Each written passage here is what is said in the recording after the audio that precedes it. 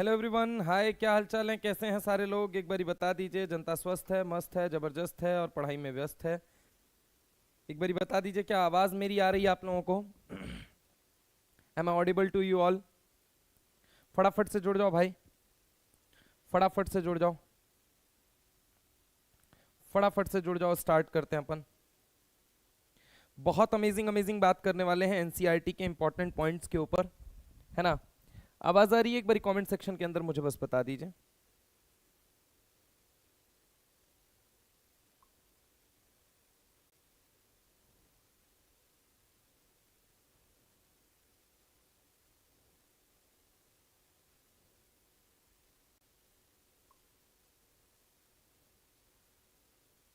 एक बारी बता दीजिए भाई सारे लोग।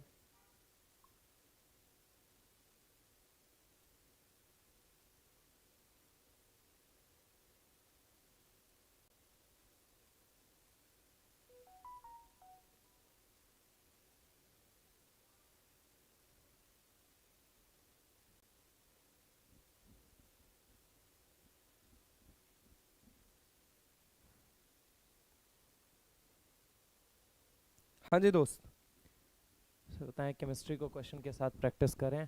Variation by examiner asked to learn theory quick. Okay okay okay. Hi, good good morning, good morning, good morning everyone. कैसे हैं सारे लोग? बच्चे आप लोग बढ़िया है बेटा? बढ़िया है भाइयों? बढ़िया है आप लोग? चलिए स्टार्ट करें अपन। हाँ जी दोस्त, स्टार्ट करें।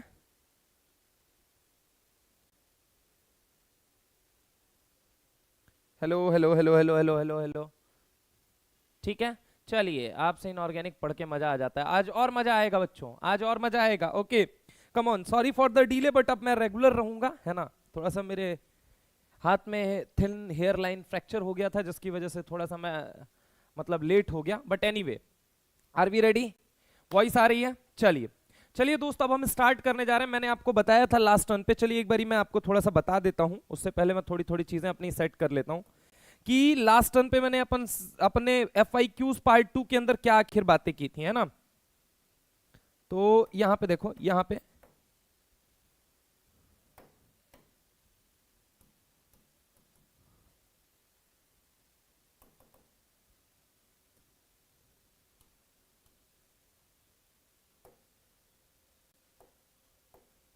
हाँ जी, एक मिनट बस।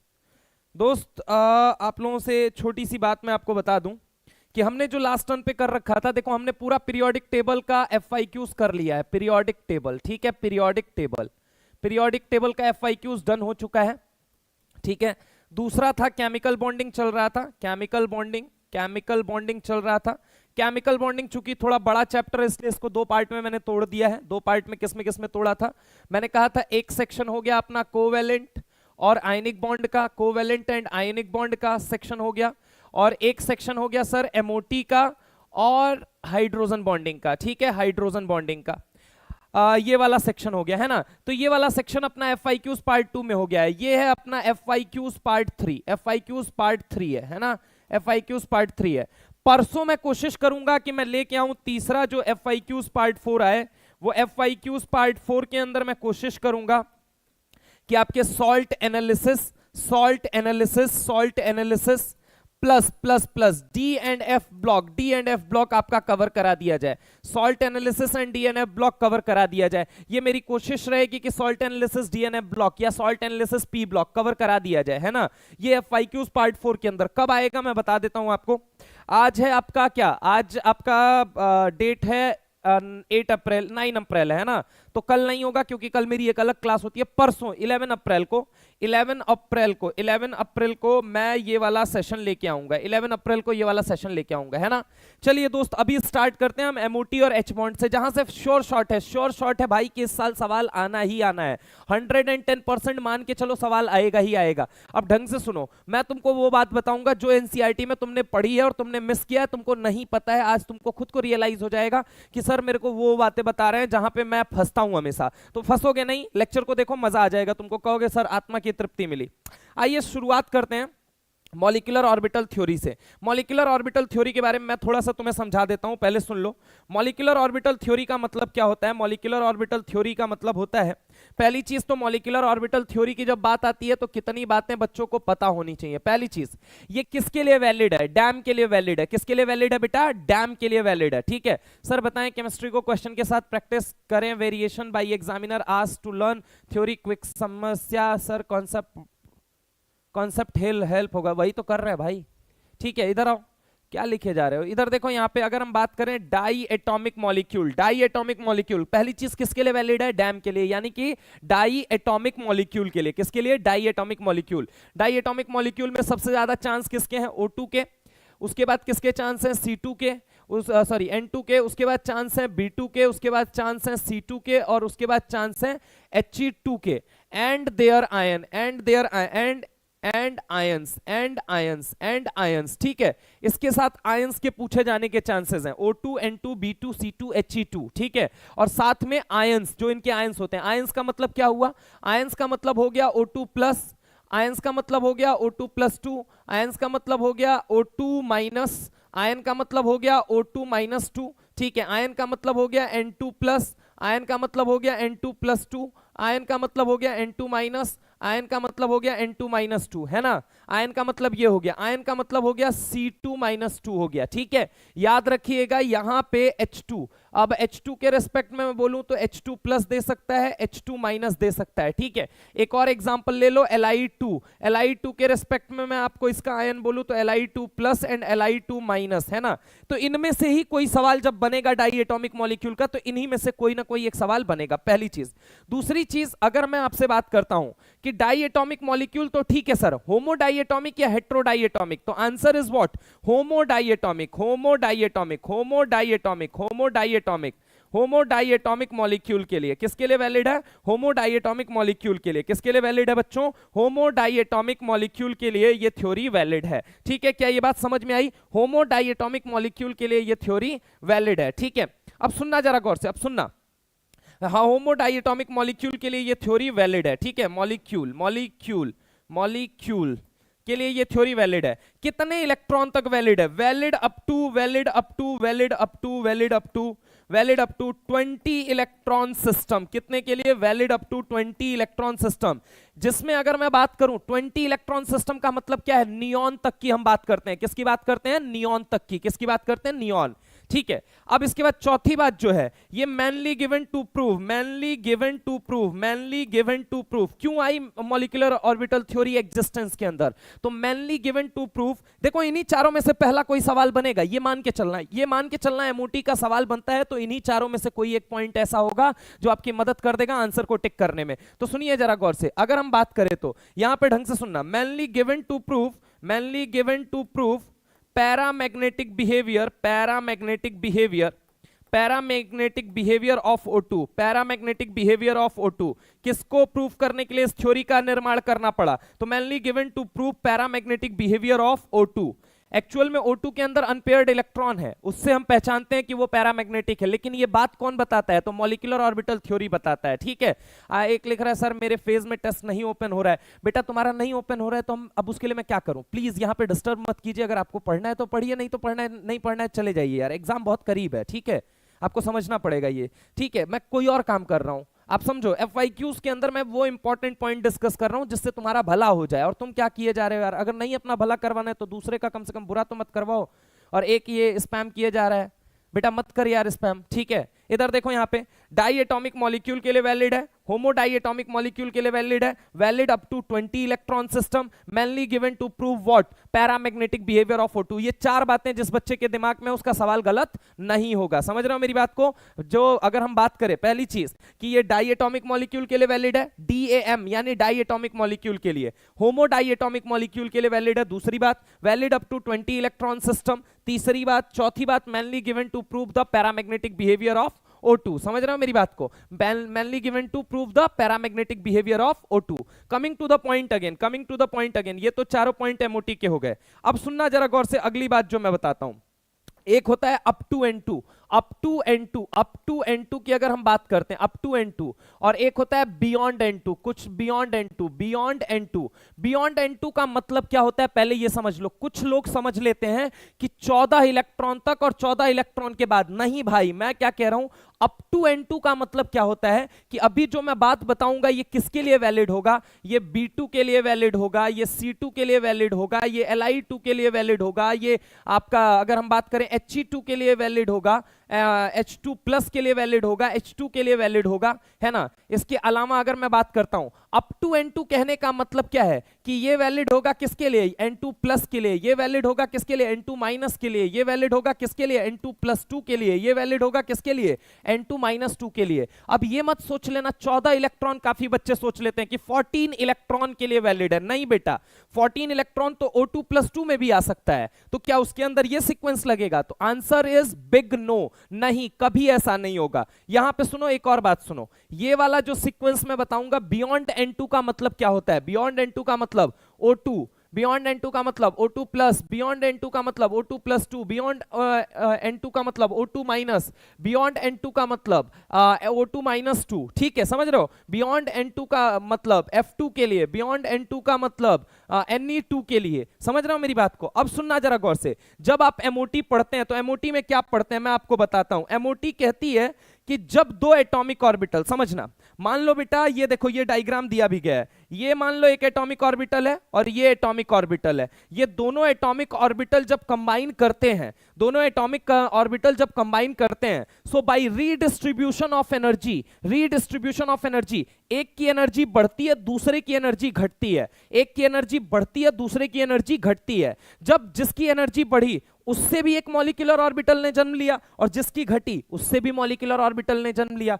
जब दो एटॉमिक ऑर्बिटल कंबाइन करते हैं तो दो नए मॉलिक्यूलर ऑर्बिटल भी जन्म लेते हैं। ये डायग्राम क्या कह रहा है कि जब दो एटॉमिक ऑर्बिटल, मान लो एक एटम ए है बेटा, एक एटम ए है, एक एटम ए है और मान लो एक एटम बी है। आपको पता है डी ब्रॉगली क्या बोल के मरा था कि इलेक्ट्रॉन दोगला होता है। इलेक्ट्रॉन दोगला का मतलब क्या होता है, इलेक्ट्रॉन के पास ड्यूल नेचर है। ड्यूल नेचर का मतलब वेव नेचर भी है और पार्टिकल नेचर भी है। इसका मतलब क्या हुआ, इसका मतलब यह हुआ कि इलेक्ट्रॉन कैसे घूमता है, इलेक्ट्रॉन वेव के फॉर्म में घूमता है। किस फॉर्म में घूमता है बेटा, इलेक्ट्रॉन वेव के फॉर्म में घूमता है। अगर मान लो इन दोनों एटम को मैं कंबाइन कराऊं, इन दोनों एटम को कंबाइन कराऊं, तो एटम जब कंबाइन होंगे तो क्या मिलेंगे सर, सिंपल सी बात है, अगर इलेक्ट्रॉन के पास वेव नेचर है, सर सिंपल सी बात है, अगर इलेक्ट्रॉन के पास वेव नेचर है तो वेव कंबाइन करेंगी। हाँ बिल्कुल सही बात है। अब वेव दो तरीके से कंबाइन कर सकती हैं, वो हम बाद में बात करेंगे, समझना।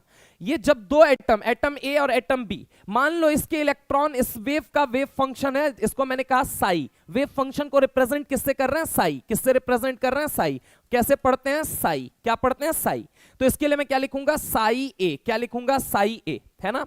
अगर मैं बात करूं ये क्या है, तो ये है इसका, इस इलेक्ट्रॉन का भी कुछ ना कुछ वेव फंक्शन होगा। हाँ क्या नाम दोगे, साई बी, साई ए और साई बी, साई ए और साई बी, ये दो वेव फंक्शन है ना। तो सुनना जरा गौर से, वही लिखा है साई ए और साई बी। जब ये कंबाइन करेंगे, जब ये कंबाइन करेंगे, तो अगर Sai A plus psi B हुआ, Sai A plus psi B का मतलब क्या हुआ कि दोनों वेव जो है, एटम ए की भी वेव ऐसे चल रही है, एटम बी की भी वेव ऐसे चल रही है। समझने की कोशिश करना बच्चा, एटम ए की भी वेव ऐसे चल रही है और एटम बी की भी वेव ऐसे चल रही है ना। ये एटम ए की वेव है और ये एटम बी की वेव है, लेट सपोज, ठीक है। ऐसे सोचो तो क्या होगा, जब ये कंबाइन करेंगे तो इस दूरी को बोला जाता है एम्पलीट्यूड। क्या बोला जाता है, एम्पलीट्यूड। तो तू सोच के बता, अगर ये दोनों सेम फेज में है, सेम फेज कहने का मतलब क्या हुआ, सेम फेज कहने का मतलब ये हुआ कि ये देखो, ये पॉजिटिव तो ये भी पॉजिटिव, ये नेगेटिव तो ये भी नेगेटिव। अगर इस तरीके से ये वेव मिल रही है तो ऑब्वियस है, मुझे एक चीज सोच के बताना कि जब ये वेव कंबाइन करेगी तो क्या ये एम्पलीट्यूड बढ़ेगा या नहीं बढ़ेगा, ये मुझे बताओ। एम्पलीट्यूड बढ़ेगा या नहीं बढ़ेगा, सिंपल सी बात है, बढ़ेगा। इस इंटरफेरेंस को हम कहते हैं कंस्ट्रक्टिव इंटरफेरेंस। क्या बोलते हैं बेटा, कंस्ट्रक्टिव। ये क्या बोलते हैं, कंस्ट्रक्टिव। क्या बोलते हैं, कंस्ट्रक्टिव। क्या बोलते हैं, कंस्ट्रक्टिव। या फिर हम इसे ही बोलते हैं पॉजिटिव इंटरफेरेंस। क्या बोलते हैं, पॉजिटिव इंटरफेरेंस। बोले तो आप इसको कैसे रिप्रेजेंट करेंगे, इस वेव का वेव फंक्शन कितना था, साई ए, इस वेव का वेव फंक्शन कितना था, साई बी। तो एक बात बताओ, साई ए और साई बी के बीच में अगर पॉजिटिव इंटरफेरेंस है तो कैसा साइन लगेगा, सर पॉजिटिव साइन लगेगा। लेट सपोज बेटा, अगर मैं यहां नेगेटिव लगा दूं, इसका मतलब क्या हो जाएगा, इसका मतलब नेगेटिव इंटरफेरेंस, जिसे अपन और क्या कहते हैं, डिस्ट्रक्टिव इंटरफेरेंस। तो सुनना, अगर मान लो ये दोनों वेव सेम फेज में है तब तो इक्वेशन बनेगी psi A plus psi B. Let suppose मैंने तुमसे कहा, मैंने तुमसे छोटी सी बात कही, मैंने कहा मान लो अगली वेव है, एक वेव ऐसे चल रही है, ये पॉजिटिव ये नेगेटिव, एटम ए की वेव है, और मैंने कहा ये एटम बी की वेव ऐसे है, ठीक है, ये नेगेटिव ये पॉजिटिव, ठीक है, ये एटम बी की। तो आप मुझे बताइए इसका वेव फंक्शन साई ए, इसका वेव फंक्शन साई बी, है ना। तो अब आप मुझे बताइए क्या ये अपोजिट फेज में नहीं दिख रहे हैं? तो आंसर है यस सर, ये अपोजिट फेज में दिख रहे हैं। अगर मेरे भाई ये अपोजिट फेज में दिख रहे हैं, अगर आपको ये किस में दिख रहे हैं? अपोजिट फेज में,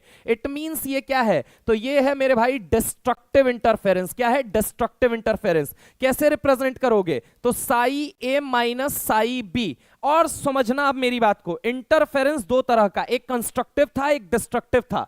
जो डिस्ट्रक्टिव होता है उससे भी एक मॉलिक्यूलर ऑर्बिटल बनता है, और जो कंस्ट्रक्टिव होता है इससे भी एक मॉलिक्यूलर ऑर्बिटल बनता है भाइयों, इससे भी एक मॉलिक्यूलर ऑर्बिटल बनता है। यहां पे अगर हम बात करें इससे भी एक मॉलिक्यूलर ऑर्बिटल बनता है, बस फर्क ये होता है कि इससे बनने वाले मॉलिक्यूलर ऑर्बिटल को अपन नाम दे देते हैं बॉन्डिंग मॉलिक्यूलर ऑर्बिटल। क्या नाम दे देते हैं? बॉन्डिंग। और अगर हम बात करें डिस्ट्रक्टिव से, तो डिस्ट्रक्टिव से जो बनता है उसको हम कहते हैं एंटी बॉन्डिंग मॉलिक्यूलर ऑर्बिटल, ठीक है।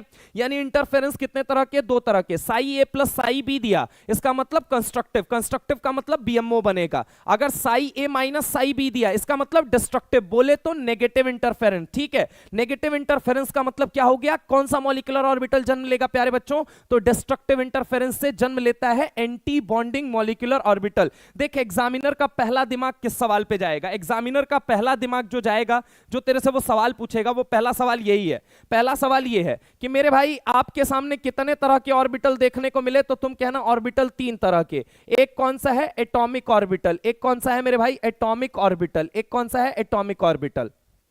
और एक कौन सा है? Molecular orbital. दो तरह के ये ऑर्बिटल तुम डायरेक्टली जानते हो, एटम्स के अंदर एटॉमिक ऑर्बिटल, मॉलिक्यूल्स के अंदर मॉलिक्यूलर ऑर्बिटल। मॉलिक्यूलर ऑर्बिटल भी कितने तरह का होता है? दो तरह का। एक होता है बॉन्डिंग मॉलिक्यूलर ऑर्बिटल, एक होता है बॉन्डिंग मॉलिक्यूलर ऑर्बिटल, एक होता है बॉन्डिंग मॉलिक्यूलर ऑर्बिटल, ठीक है। एक होता है बॉन्डिंग मॉलिक्यूलर ऑर्बिटल, बोले तो बीएमओ। और एक कौन सा होता है? Anti bonding molecular orbital.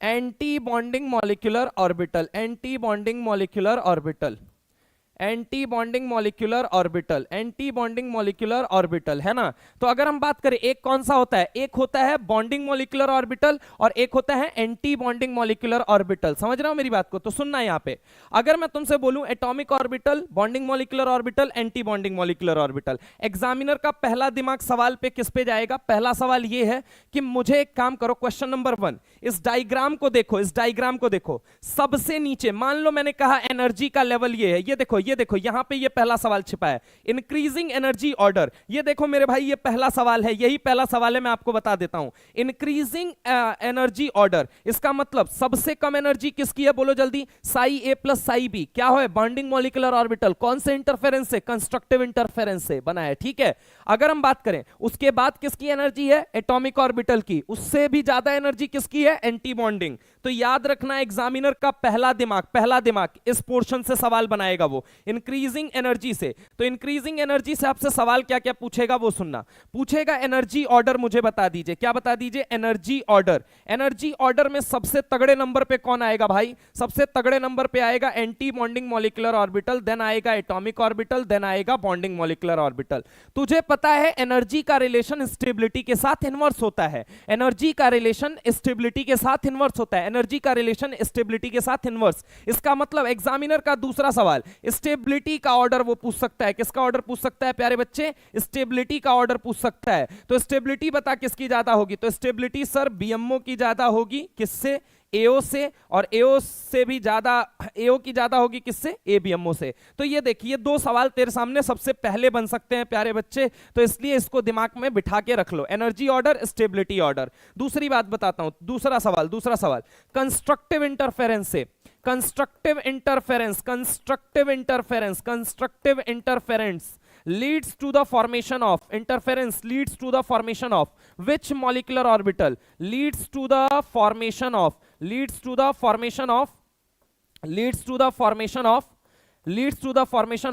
bonding molecular orbital,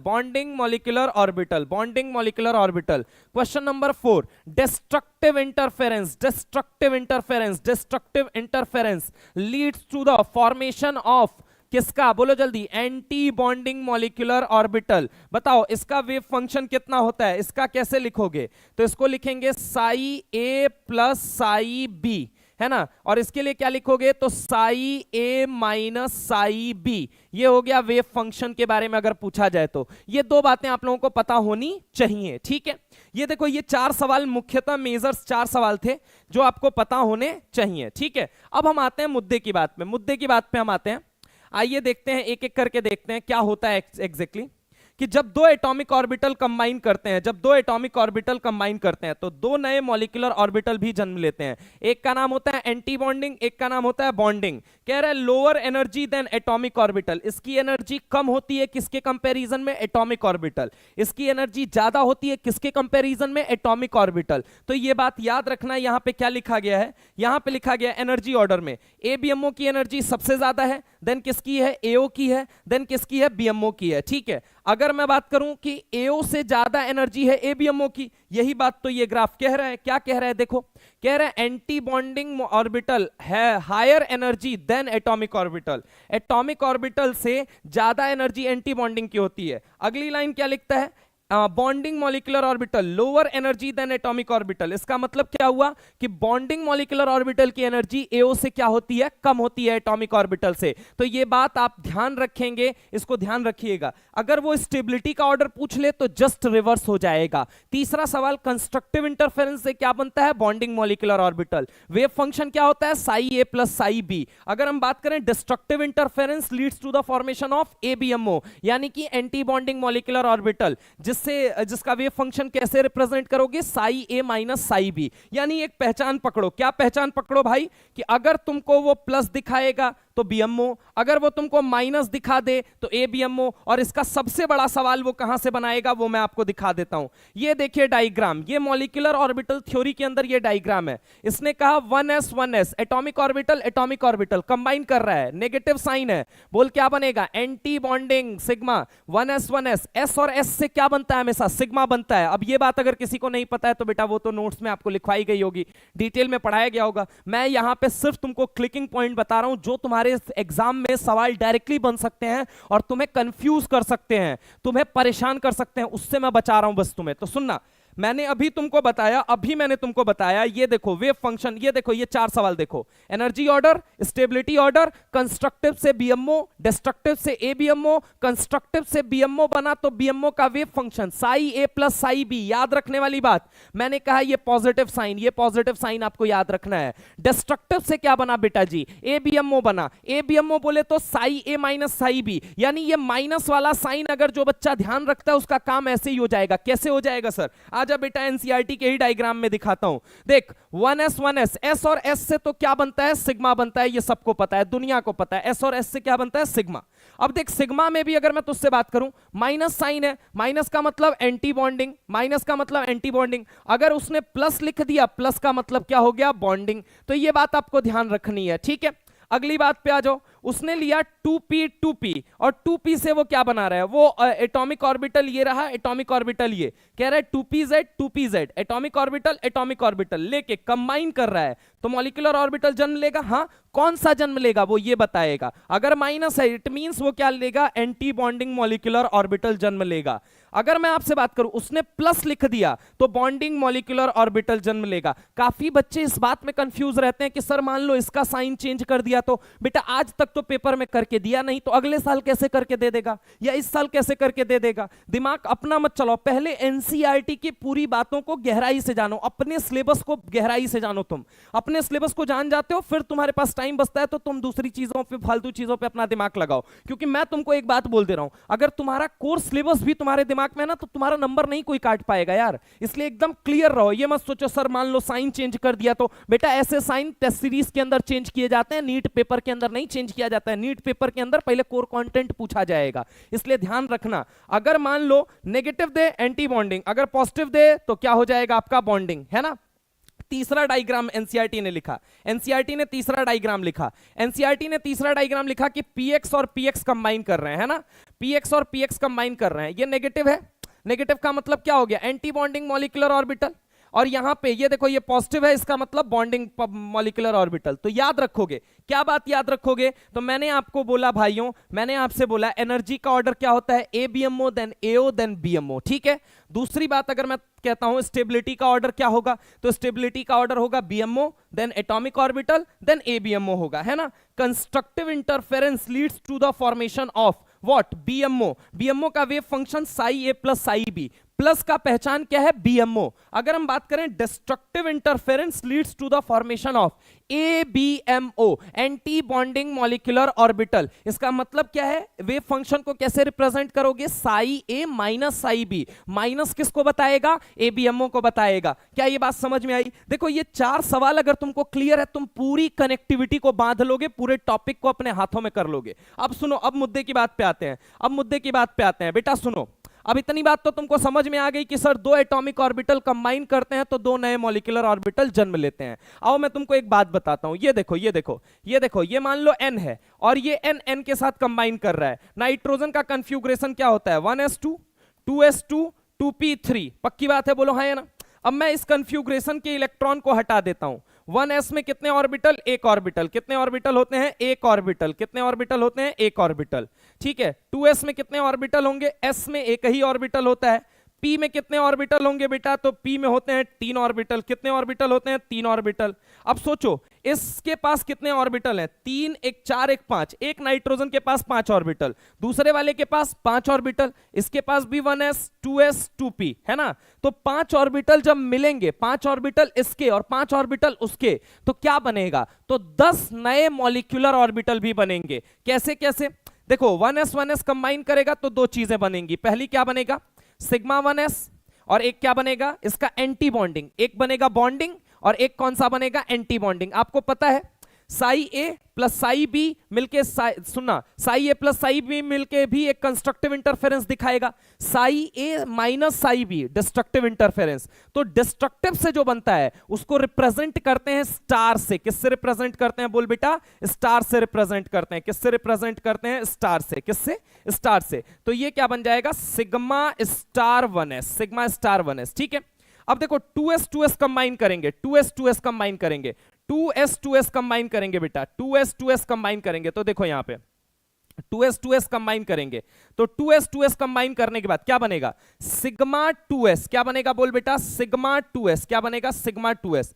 और वहीं पे उसका एंटी बॉन्डिंग ऑर्बिटल भी बनेगा, सिग्मा स्टार 2s। क्या बनेगा, सिग्मा स्टार 2s, ठीक है। ये BMO, ये ABMO, ये BMO, ये ABMO। अब बताओ P और P जब कंबाइन करेंगे तो P और P के अंदर कितने ऑर्बिटल हैं बेटा, 3 ऑर्बिटल। पहला ऑर्बिटल क्या है, पहला ऑर्बिटल है बेटा px, एक होता है py, एक होता है pz। Inter nuclear axis chemistry की दुनिया में साइंटिस्ट और एनसीईआरटी किसे मान के चलते हैं, जेड एक्सिस को। किसको, जेड एक्सिस को, जिस पे क्या मानते हैं वो, कि सिग्मा बनता है। तो जरा गौर से मेरी बात को सुनना, जब 2p कंबाइन करेंगे बेटा, जब 2p कंबाइन करेंगे, जब 2p कंबाइन करेंगे तो क्या बनेगा, एक सिग्मा बनेगा, बाकी पाई बनेगा। एनसीईआरटी में इंटर न्यूक्लियर एक्सिस, एनसीईआरटी में इंटर न्यूक्लियर एक्सिस वो लोग मानते हैं जेड एक्सिस को। किसको मानते हैं, जेड एक्सिस। इसका मतलब क्या है, एक बनेगा आपका सिग्मा 2pz, बाकी 2 से क्या बनता है, तो बाकी 2 से पाई बनता है। पाई बनने का मतलब क्या बना, पाई 2px, और क्या बना, पाई 2py। तो इसके एवज में इसका एंटी बॉन्डिंग भी बनेगा। यस सर, उसको किससे रिप्रेजेंट करोगे, स्टार से। तो अगर ये सिग्मा 2pz है तो उसका एंटी बॉन्डिंग क्या बनेगा, सिग्मा स्टार 2pz। पाई है तो यहां पे क्या बनेगा, पाई स्टार 2px। ये क्या है, पाई है तो ये क्या बनेगा, पाई स्टार 2py। फर्क क्या है मेरे भाई, ये है BMO और ये क्या है मेरे भाई, ABMO। एक BMO है और एक कौन सा है, ABMO है। अब मुद्दे वाली बात क्या है, मुद्दे वाली बात सुनना मेरी बात को, मुद्दे वाली बात मेरी भाई सुनना ढंग से। होता क्या है कि मैं तुमको एक बात बताना चाहता हूं। बात क्या बताना चाहता हूं कि 2 तरह के तुमने सीक्वेंस देखे होंगे। ये पहले सीक्वेंस कहां से निकल के आए ये मैंने आपको बता दिया। अब सुनो, 2 तरह के तुमने सीक्वेंस देखे होंगे। एक सीक्वेंस तुमने देखा होगा सिग्मा 1s, फिर आपने देखा होगा sigma star 1s, sigma star 1s। फिर आपने देखा होगा sigma 2s, sigma star 2s, ठीक है। फिर आपने देखा होगा क्या, फिर आपने देखा होगा पाई 2px, पाई 2py। और फिर आपने देखा होगा सिग्मा 2p z। अब इसका मतलब क्या हुआ? इसका मतलब हुआ कि लेफ्ट टू राइट जब आप जा रहे हो तो ये क्या बढ़ रही है? एनर्जी बढ़ रहा है, एनर्जी बढ़ रहा है, एनर्जी बढ़ रहा है। इसका मतलब क्या हुआ? सिग्मा 1s से ज्यादा एनर्जी किसकी होती है? सिग्मा स्टार 1s की। सिग्मा 1s से ज्यादा एनर्जी सिग्मा स्टार 1s की। सिग्मा स्टार 1s से ज्यादा एनर्जी सिग्मा 2s की। सिग्मा 2s से ज्यादा एनर्जी सिग्मा स्टार 2s की। सिग्मा स्टार 2s से ज्यादा एनर्जी पाई 2px पाई 2py की। लेकिन ये ऊपर है और ये नीचे है सर, इसका मतलब क्या हुआ कि इसकी एनर्जी ज्यादा और इसकी एनर्जी कम? नहीं बेटा, इन दोनों की एनर्जी क्या होती है? बराबर। ये जैसे अगर आप ऐसे सोचो ना, मैं इस सीक्वेंस में लिख रहा हूं, इसका मतलब लेफ्ट से राइट जाने पे एनर्जी बढ़ रही होगी। तो सर ये ऊपर और नीचे लिखने का मतलब ऊपर और नीचे सेम लेवल पे लिखे हुए हैं, इसका मतलब इनकी एनर्जी क्या होती है? बराबर होती है। और अगर एनर्जी बराबर है तो इनको बोला जाता है, अगर हम बात करें ये कैसे होते हैं, इनकी एनर्जी क्या होती है? बराबर होती है, तो इक्वल एनर्जी वाले ऑर्बिटल कहा जाता है इनको। इक्वल एनर्जी वाले ऑर्बिटल क्या बोला जाता है? इक्वल एनर्जी वाले ऑर्बिटल क्या बोला जाता है? इक्वल एनर्जी वाले ऑर्बिटल। इक्वल एनर्जी वाले ऑर्बिटल कहा जाता है। क्या बोला जाता है? इक्वल एनर्जी वाले ऑर्बिटल। इसके बाद अगर हम बात करें तो ये रहा सिग्मा 2pz। आगे क्या बनता है? तो आगे बनता है पाई स्टार 2px, और यहां पे क्या बनता है? पाई स्टार 2py, और लास्ट में क्या बनता है? Sigma star 2pz। ठीक है, तो इन दोनों की भी एनर्जी क्या होती है? बराबर होती है। ठीक है, तो अब जरा गौर से मेरी बात को सुनना। इसीलिए इनको डीजेनरेट ऑर्बिटल कहा जाता है। Mark my statement what I am saying. इसीलिए चूंकि इनकी एनर्जी बराबर होती है तो इक्वल एनर्जी वाले ऑर्बिटल को केमिस्ट्री की दुनिया में डीजेनरेट ऑर्बिटल प्यारे बच्चों कहा जाता है। क्या बोला मैंने? डीजेनरेट ऑर्बिटल कहा जाता है। क्या बोला जाता है? डीजेनरेट ऑर्बिटल कहा जाता है। डीजेनरेट ऑर्बिटल कहा जाता है। अब मुद्दा क्या है? मुद्दा क्या है कि ये जो सीक्वेंस मैंने लिखा है ना, इस सीक्वेंस के अंदर छोटा सा चेंज कर दो तो N2 के लिए अलग सीक्वेंस लगता है, O2 के लिए अलग सीक्वेंस लगता है। अब वो सीक्वेंस क्या होता है, आइए वो लिख के आपको बता देता हूं मैं। 1 मिनट की बस बात है, बता दूंगा। देखो क्या होगा वो सीक्वेंस। सीक्वेंस होता है sigma 1s sigma star 1s। फिर इस सीक्वेंस में क्या होता है? एक होता है सिग्मा 1s, एक कौन सा होता है? सिग्मा स्टार 1s, है ना। एक होता है सिग्मा 1s, एक होता है सिग्मा स्टार 1s, एक होता है मेरे भाई sigma 2s sigma star 2s। फिर क्या होता है मेरे भाई? फिर होता है पाई 2px। क्या होता है? पाई 2px पाई 2py। पाई 2px पाई 2py की एनर्जी बराबर होती है। देन आता है सिग्मा 2pz। क्या आता है? Sigma 2pz। आगे अगर हम बात करें तो क्या आता है?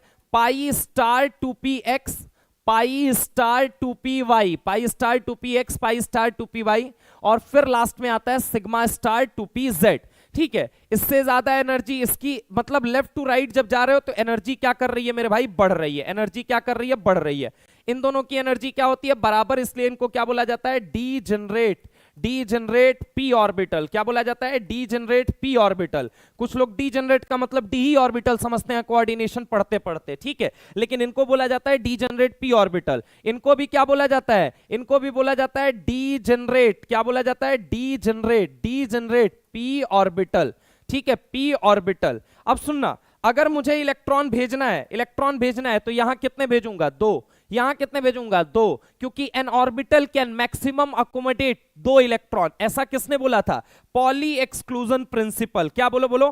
Poly exclusion principle. Poly exclusion principle का ये कहना है, ढंग से सुनना, अभी एनसीईआरटी की लाइन में दिखाऊंगा कैसे कंफ्यूज करता है, तो याद रखो, इसे हम कहते हैं पॉली एक्सक्लूजन प्रिंसिपल। क्या बोलता है पॉली एक्सक्लूजन प्रिंसिपल? कि N orbital can maximum accommodate, एक ऑर्बिटल के अंदर N orbital can maximum accommodate, N orbital can maximum accommodate 2 electron. एक ऑर्बिटल के अंदर मैक्सिमम 2 इलेक्ट्रॉन आ सकते हैं। N orbital can maximum accommodate 2 electrons. एक ऑर्बिटल के अंदर मैक्सिमम कितने इलेक्ट्रॉन आ सकते हैं? 2।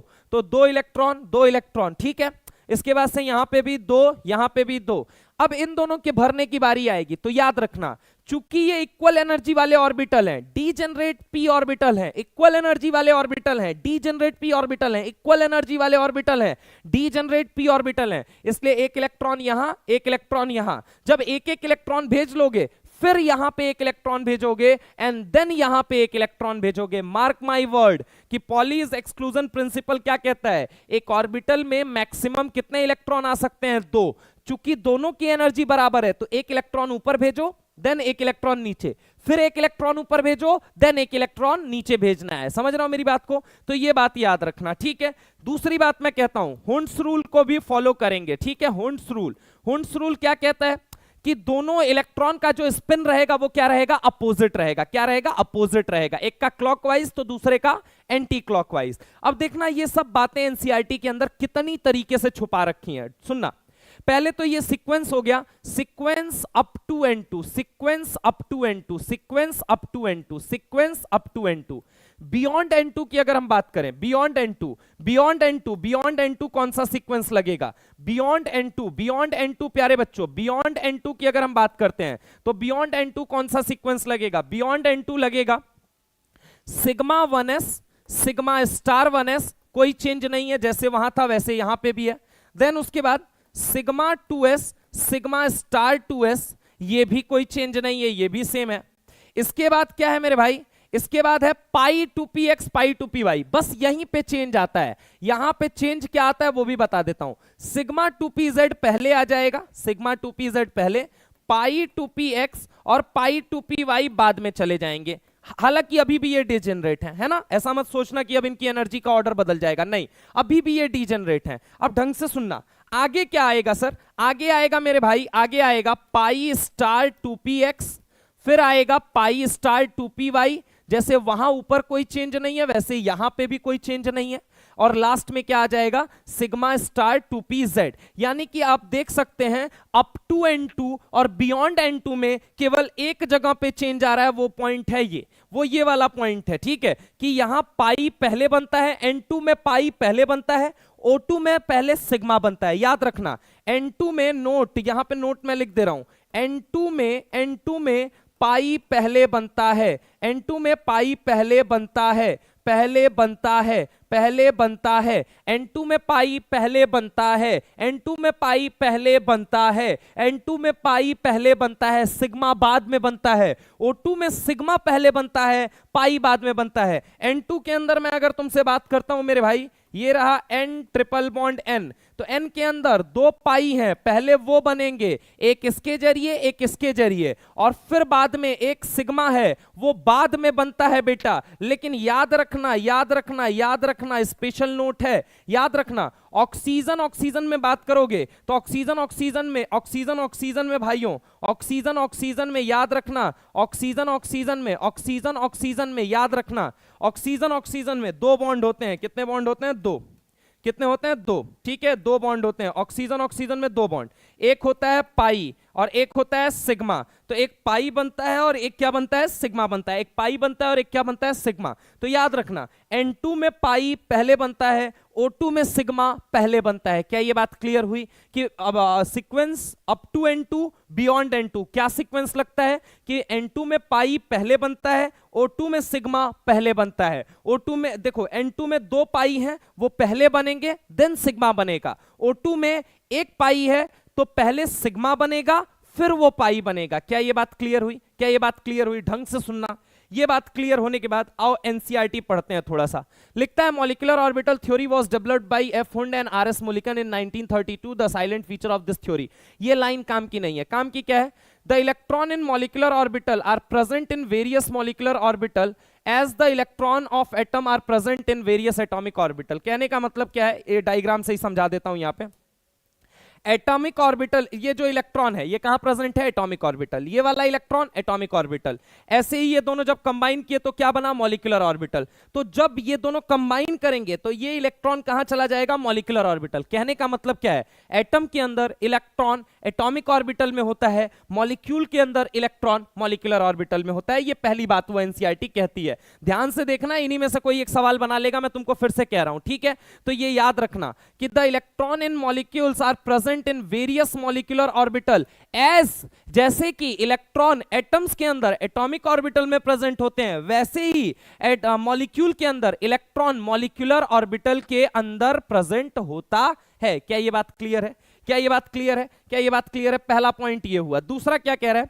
The atomic orbital of comparable energy and proper symmetry. बेटा आई एम टेलिंग यू, ये लाइन बड़ी इंपॉर्टेंट है, ये बात समझना। आधे लोगों को तो ये बात ही नहीं समझ में आती है। द एटॉमिक ऑर्बिटल, ये बहुत गहरी लाइन है। जेईई मेंस में अभी रिसेंटली इसके ऊपर सवाल बनाया है, और नीट वो दिन दूर नहीं कि मैं तुमको मार्क कर रहा हूं और तुमको दिखाऊंगा कि देखो बेटा लास्ट के FAQs में बोला था और सवाल वहां से उठ के आ गया। तुम लिख के रख लो कि आने वाले विगत वर्षों के अंदर यहां से सवाल इस लाइन से बनने वाला है नीट के अंदर। याद रखना, नीट के अंदर मैं ईयर तो नहीं मेंशन करूंगा, बट मैं तुमको इतना कह दे रहा हूं, नीट 2000XX के अंदर यह सवाल जरूर आएगा, क्योंकि ये जेईई मेंस में अभी आ चुका है। क्या बोलो? The atomic orbital of comparable energy. कहने का मतलब क्या है कि जो एटॉमिक ऑर्बिटल कंबाइन करते हैं उनकी एनर्जी क्या होती है? कंपेरेबल। फॉर एग्जांपल ये मान लो ये क्या है, ये लेट सपोज पीवाई है, पीवाई है। अब पीवाई ऑब्वियस है किससे कंबाइन करेगा? पीवाई से कंबाइन करेगा, है ना? तो इसीलिए लिखता है the atomic orbital of comparable energy and proper symmetry. Proper symmetry का मतलब क्या हुआ कि पीवाई जो है वो पीवाई के साथ कंबाइन करेगा। अगर लेट सपोज तुमने पीवाई को लेके पीएक्स के साथ यहां पे क्या करा दिया? कंबाइन करा दिया, तो ये प्रॉपर सिमेट्री नहीं है, ये प्रॉपर ओरिएंटेशन नहीं है। अगर प्रॉपर सिमेट्री नहीं है तो यहां बॉन्ड नहीं बनेगा, इसीलिए वर्ड इंपॉर्टेंट है प्रॉपर सिमेट्री। प्रॉपर सिमेट्री का मतलब एक तो कंपेरेबल एनर्जी के ऑर्बिटल कंबाइन करने चाहिए, दूसरी चीज प्रॉपर सिमेट्री के ऑर्बिटल कंबाइन करने चाहिए। Mark my word what I am saying, कि जो मॉलिक्यूलर ऑर्बिटल में जब दो एटॉमिक ऑर्बिटल मिलते हैं तो दो नए मॉलिक्यूलर ऑर्बिटल जन्म लेते हैं। एक होता है बॉन्डिंग, एक होता है एंटी बॉन्डिंग। तो मैं तुमसे क्या कह रहा हूं कि जब दो एटॉमिक ऑर्बिटल मिलेंगे तो इन एटॉमिक ऑर्बिटल की एक तो कंपेरेबल एनर्जी होनी चाहिए, दूसरी चीज प्रॉपर सिमेट्री होनी चाहिए बेटा, ठीक है? तो ये बात याद रखिएगा। आगे क्या लिखता है? While an electron in an atomic orbital is influenced by one nucleus। एक एटम है, एक एटम के अंदर इलेक्ट्रॉन है, एक एटम के अंदर ये इलेक्ट्रॉन है, ठीक है? तो ऑब्वियस एटम के अंदर तो एक ही इलेक्ट्रॉन, एक ही न्यूक्लियस होता है, तो वही लिख रहा है while an electron in an atomic orbital is influenced by one nucleus। Atom के अंदर एक ही न्यूक्लियस, तो उसी को देख के वो मुस्कुराएगा। अरे ऑब्वियस है न्यूक्लियस इस इलेक्ट्रॉन पे अट्रैक्शन लगाएगा, हाँ या ना? कितने न्यूक्लियस मिलके अट्रैक्शन लगाएंगे? सर एटम के अंदर एक ही एटम, एक ही न्यूक्लियस मिलके अट्रैक्शन लगाएगा, ठीक है? अगली लाइन क्या करता है? In a molecular orbital. Molecular orbital का मतलब क्या हो गया कि मॉलिक्यूलर ऑर्बिटल कई तरह के हो सकते हैं। एक हो सकता है होमोडाइएटॉमिक मॉलिक्यूल, O2 हुआ, N2 हुआ, B2 हुआ, C2 हुआ, O2+2 हुआ, O2-2 हुआ, O2+ हुआ, O2- हुआ, N2+ हुआ, N2+2 हुआ, N2- हुआ, N2-2 हुआ, Li2+ हुआ, Li2- हुआ, He2 हुआ, He2+ हुआ, He2- हुआ, H2+ हुआ, H2- हुआ। समझ रहे हो मेरी बात को? समझो क्या लिखता है? In a molecular orbital. अगर वो मॉलिक्यूलर ऑर्बिटल की अगर हम बात करें, मॉलिक्यूल जो है होमोडाइएटॉमिक है, मतलब एक ही एटम है, it is influenced by two, it is influenced by two. अगर मान लो ये ऑक्सीजन है और ये ऑक्सीजन है, ठीक है? तो अगर हम इनके बीच में लेट सपोज इलेक्ट्रॉन है, तो एक तो इस ऑक्सीजन का न्यूक्लियस और एक इस ऑक्सीजन का न्यूक्लियस, इससे ये इलेक्ट्रॉन इन्फ्लुएंस होगा क्योंकि ये अट्रैक्शन लगाएगा और ये अट्रैक्शन लगाएगा। कितने न्यूक्लियस मिलकर अट्रैक्शन लगा रहे हैं? दो। लेकिन लेट सपोज मैं पानी ले लेता हूं, पानी ले लेता हूं मेरे भाई। पानी का फॉर्मूला क्या होता है? पानी का फॉर्मूला होता है H2O। क्या होता है? H2O। अब ढंग से देखना है यहां पानी के फॉर्मूले में, याद रखिएगा कि यहां कितने इलेक्ट्रॉन है? दो दो इलेक्ट्रॉन। अब देखो यहां न्यूक्लियस कितने हैं? एक, दो और कितना है? तीन है बेटा। तो क्या लिखता है? While an electron in atomic orbital, atom में तो एक न्यूक्लियस के साथ छेड़खानी चल रही है। समझ रहे हो मेरी बात को? अगर हम बात करें होमोडाइएटॉमिक मॉलिक्यूल के अंदर दो न्यूक्लियस, लेकिन अगर हम बात करें होमोडाइएटॉमिक मॉलिक्यूल नहीं है लेकिन वो मॉलिक्यूल है लाइक H2O जो कि होमोडाइएटॉमिक मॉलिक्यूल नहीं है, तो उसमें दो से ज्यादा न्यूक्लियस भी पाए जा सकते हैं। तो ऑलवेज रिमेंबर क्या लिखता है? While an electron in an atomic orbital is influenced by one nucleus, in a molecular orbital it is influenced by two, it is influenced by two or more nuclei। two or more nuclei का मतलब क्या हुआ? क्या ये बात समझ में आई? two or more nuclei, two or more nuclei, two or more nuclei, two और मोर न्यूक्लियाई। यहां पे तो एक न्यूक्लियस, यहां पे कितने न्यूक्लियस से इन्फ्लुएंस हो रहा है? एक न्यूक्लियस। यहां पे कितने न्यूक्लियस से? दो न्यूक्लियस। और यहां पे कितने न्यूक्लियस से? तीन न्यूक्लियस से इन्फ्लुएंस हो रहा है, समझ रहे हो मेरी बात को, ये याद रखिएगा। यहां एक न्यूक्लियस से इन्फ्लुएंस हो रहा है इलेक्ट्रॉन, यहां पे एक न्यूक्लियस से, यहां पे अगर हम बात करें दो न्यूक्लियस से, यहां पे दो न्यूक्लियस से, और मेरे भाई यहां पे तीन न्यूक्लियस से। तो while an electron in an atomic orbital is influenced by one nucleus. पहली बात ये देखो, यहां तक की लाइन तोड़ के अलग कर दो। अब क्या बोलता है, in a molecular orbital it is influenced by two or more nuclei depending upon the number of atom present in molecule। दो एटम है, दो न्यूक्लियस, यहां पे कितने एटम आ गए, तीन एटम, तो तीन न्यूक्लियस आ गया भाई। आगे क्या लिखता है, 10। N atomic orbital is a monocentric. कहने का मतलब क्या है कि एटम के अंदर इलेक्ट्रॉन कितने सेंटर देखेगा, एक सेंटर। मॉलिक्यूल के अंदर दो या दो से ज्यादा सेंटर। तो क्या लिखता है, क्या लिखता है, 10। An atomic orbital is monocentric while molecular orbital is polycentric। बच्चा इसने लिखा एटॉमिक ऑर्बिटल मोनोसेंट्रिक होता है, लेकिन मेरे भाई, लेकिन याद रखिएगा जो मॉलिक्यूलर ऑर्बिटल होता है वो कैसा होता है, वो पॉलीसेंट्रिक होता है। याद रखिए एनसीईआरटी की ये वो लाइनें हैं, ये एनसीईआरटी की ये वो लाइनें हैं जो बहुत इंपॉर्टेंट है। क्या ये बात आप लोगों को समझ में आ रही है? तो कमेंट सेक्शन के अंदर एक बारी दिल आग और अपना आंसर जरूर लिखिए कि हाँ सर हमको ये बात समझ में आ रही है, मजा आ रहा है और सारी चीजें, बहुत सारी चीजें नई सीखने को मिल रही हैं। एक बारी बताओ तुमको समझ में आ रहा है या नहीं आ रहा है, क्योंकि मेरी स्पीड थोड़ी तेज है, क्योंकि मुझे टॉपिक पूरे कवर करने हैं। 1 घंटे 10 मिनट के अंदर आपको पूरा निचोड़ निकाल के दे देना है। इसको कहा जाता है ना कि मिक्सचर का वो जूस एकदम बना के दे देना है, जिसको पी के जाओ सवाल सही होगा। ठीक है, क्या ये बात समझ में आई या नहीं आई? क्या ये बात समझ में आई? ठीक है, atomic orbital is monocentric while the molecular orbital is polycentric. दूसरी चीज, जो एटॉमिक ऑर्बिटल कंबाइन कर रहे हैं उनकी कंपेरेबल एनर्जी होनी चाहिए और प्रॉपर सिमेट्री होनी चाहिए। ठीक है, ये बात समझ में आई या नहीं आई? क्या ये बात क्लियर है? ठीक है ठीक है ठीक है। अब सुनिए क्या कहता है, the number of molecular orbital for example is equal to the number of combining atomic orbital. वही बात है, जितना एटॉमिक ऑर्बिटल कंबाइन करेगा उतना नया मॉलिक्यूलर ऑर्बिटल बनेगा। ये लाइन मैं बता रहा हूं, the number of molecular orbital, क्या लिखा, the number of molecular orbital. ये लाइन लिखता है the number of molecular orbital, the number of molecular orbital formed, the number of molecular orbital formed is equal to the number of combining atomic orbital is equal to the number of molecular orbital formed is equal to the number of combining atomic orbital। कहने का मतलब क्या है, देखो अभी मैंने आपको बताया था जितना एटॉमिक ऑर्बिटल बेटा मिलेगा उतना ही नया मॉलिक्यूलर ऑर्बिटल बनेगा, जितना नया एटॉमिक ऑर्बिटल मिलेगा उतना ही मॉलिक्यूलर ऑर्बिटल जन्म लेगा, जितना एटॉमिक ऑर्बिटल मिलेगा उतना ही नया मॉलिक्यूलर ऑर्बिटल जन्म लेगा। 3 इसके 3 इसके यानी 6, 3 और 3 6, तो यहां पे 6 ऑर्बिटल बनाया। 1 और 1 2 यानी यहां पे 2 ऑर्बिटल बना, 1 और 1 2 तो यहां पे भी 2 बना। तो एनसीईआरटी आपसे क्या कहना चाहती है, एनसीईआरटी कहना चाहती है the number of molecular orbital formed is equal to the number of combining atomic orbital is equal to the number of combining atomic orbital। क्या लिखता है, when two atomic orbital combine two molecular orbital are also formed, one is known as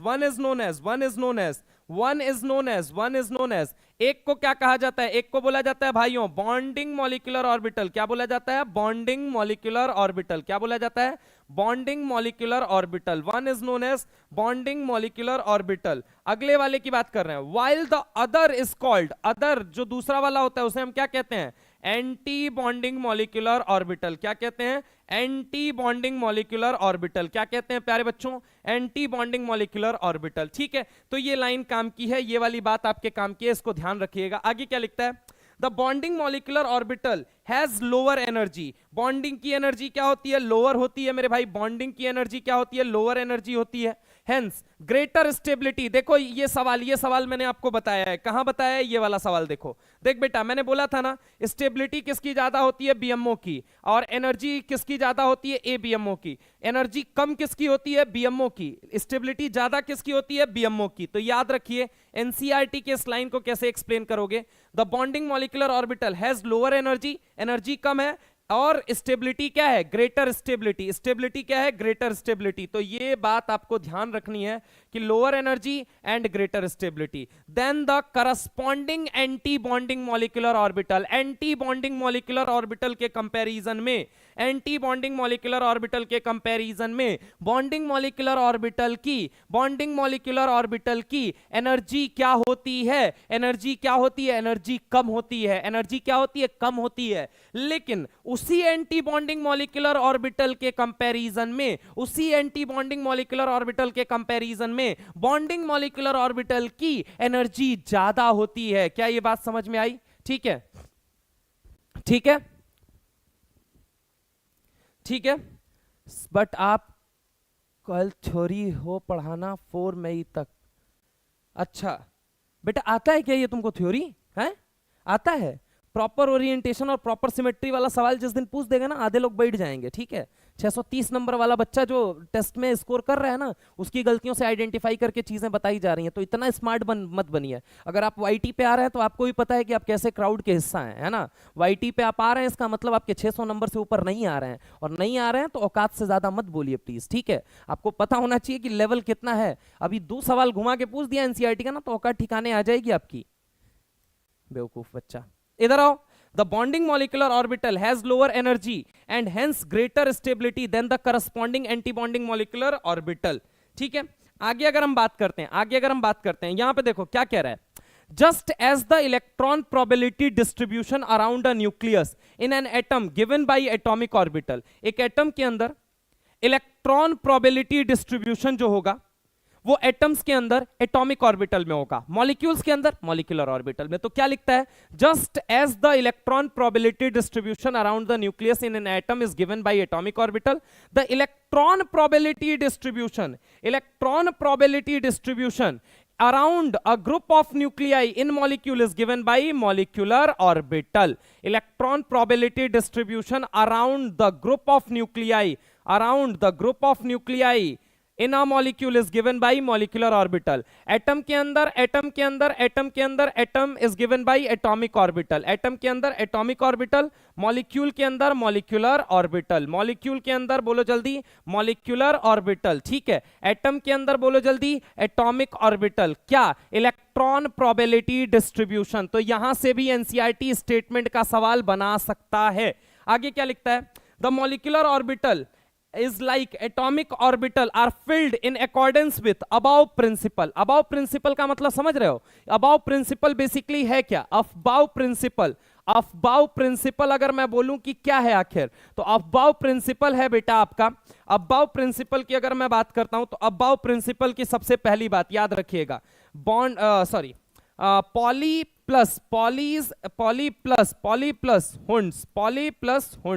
poly plus Hund's. ठीक है, तो याद रखिएगा the molecular orbital like atomic orbital are filled in accordance with Aufbau principle obeying the Pauli's exclusion principle and Hund's rule. Actual में Aufbau principle क्या है? तो Pauli's exclusion principle plus Hund's rule. अब पॉलीज एक्सक्लूजन प्रिंसिपल क्या कहता है? An orbital can maximum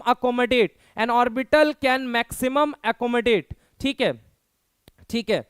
अगर हम बात करें, इसकी बात करते हैं, अबाउ प्रिंसिपल में एक है पॉलीज एक्सक्लूजन प्रिंसिपल और एक कौन सा है? हुंड्स। पॉलीज एक्सक्लूजन प्रिंसिपल क्या है? An orbital can maximum accommodate 2 electron. और हुंड्स का मतलब क्या हो गया कि दोनों के स्पिन क्या होने चाहिए? अपोजिट होने चाहिए। लेकिन याद रखना, जो डीजेनरेट ऑर्बिटल है उसमें पहले क्या करोगे? दोनों में अनपेयरिंग करोगे, देन क्या करोगे? पेयरिंग करोगे। तो ये एनसीईआरटी के टोटल 7 पॉइंट है बच्चा, और ये 7 पॉइंट में से मुझे जो लगता है, देखो मुझे जो लगता है, एक तो ये वाले पॉइंट पे सवाल बन सकता है, एक ये वाले पॉइंट पे सवाल बन सकता है, एक ये वाले पॉइंट पे सवाल बना ले वो गलती से। इसके अलावा अगर मैं बात करूं तो इस वाले पॉइंट में भी वो सवाल बना सकता है, ये इस वाले पॉइंट पे। तो ये चलो, ये पॉइंट खत्म हो गए। अब बताता हूं आगे चीजें, आगे सुनो। यहां पे क्या लिखता है कि qualitatively the formation of molecular orbital can be understood in the terms of constructive. Yes, ये लाइन बड़ी इंपॉर्टेंट है। Constructive and destructive interference. किसके टर्म्स में आप इसे समझ सकते हो? कंस्ट्रक्टिव और डिस्ट्रक्टिव के टर्म्स में। किसके टर्म्स में? कंस्ट्रक्टिव और डिस्ट्रक्टिव के टर्म्स में। Of the electron waves of combining atom. Constructive के लिए इलेक्ट्रॉन वेव जब कंबाइन करेगा तो इक्वेशन क्या बनेगी? यहां बनेगा psi A plus psi B, क्या बनेगा, psi A plus psi B, Sai A plus psi B बनेगा, ठीक है।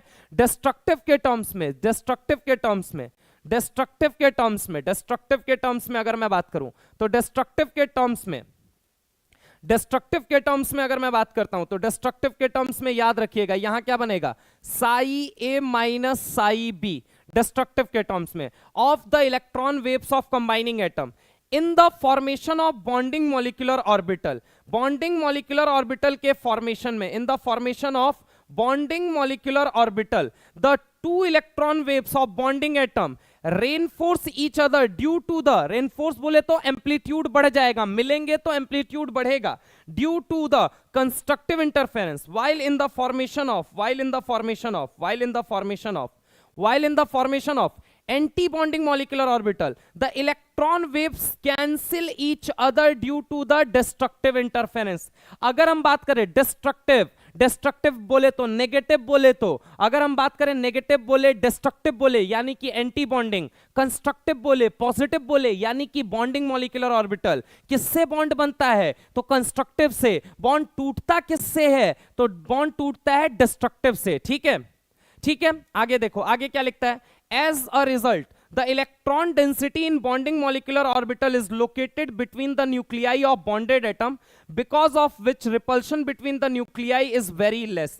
कहने का मतलब क्या है, कहने का मतलब क्या है कि बॉन्डिंग मॉलिक्यूलर ऑर्बिटल में मान लो बेटा ये न्यूक्लियस है और ये न्यूक्लियस है, इनके बीच में क्या होता है, इलेक्ट्रॉन, ये इस पे अट्रैक्शन लगाएगा, ये इस पे अट्रैक्शन लगाएगा, जिसकी वजह से क्या लिखती है एनसीईआरटी, क्या लिखती है कि ये दो न्यूक्लियस के, ये जो इलेक्ट्रॉन है ये दो न्यूक्लियस के बीच के रिपल्शन को मिनिमाइज करते हैं, रिपल्शन बिटवीन न्यूक्लियस को मिनिमाइज करते हैं, रिपल्शन बिटवीन न्यूक्लियस को मिनिमाइज करते हैं, को मिनिमाइज करते हैं, रिपल्शन बिटवीन दो न्यूक्लियस के बीच को, रिपल्शन बिटवीन न्यूक्लियस को मिनिमाइज करते हैं, ठीक है। तो यहां पे क्या लिखा है, as a result the electron density in bonding molecular orbital is located between the nuclei of bonded atom because of which repulsion between the nuclei is very less while in case of anti bonding molecular orbital the most electron density is located.